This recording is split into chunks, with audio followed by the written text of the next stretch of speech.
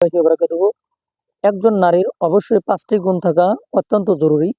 আ আমাদের কাছে অনেক ভাইয়েরা প্রশ্ন করেছেন যে একজন নারীর কয়টি গুণ থাকতে হবে? তার মধ্যে একটি হচ্ছে যে একজন নারী পর্দাশীল হতে হবে। আল্লাহ তাআলা ফরজ করেছেন পর্দাশীল হতে হবে। সূরা আহজাবের ৩৩ নম্বর আয়াত। এবং একজন নারীর অবশ্যই ধীর গতিতে কথা বলতে হবে, আস্তে, আস্তে কথা বলতে হবে নমনীয়ভাবে। অবশ্যই পরপুরুষের ক্ষেত্রে ভিন্ন। ৩ নাম্বার হচ্ছে সদা সর্বদা শুকরিয়া আদায় করতে হবে আল্লাহ পাকের।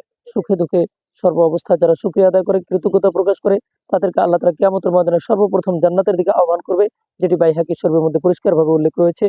আরেকটি হচ্ছে স্বামী যা বলবে ইসলাম বিরোধী না হলে অবশ্যই প্রত্যেকটা কথা মেনে চলতে হবে এবং স্বামীর হুকুম ছাড়া, অনুমতি ছাড়া কোনো কিছু করবে না। আরেকটি বিষয় হচ্ছে আম অবশ্যই সে ব্যক্তি ইসলামের যে ফরজ বিধিবিধানগুলো আছে এগুলো মেনে চলবে এবং অবশ্যই জেদ করবে না, অতিরিক্ত জেদ করবে না।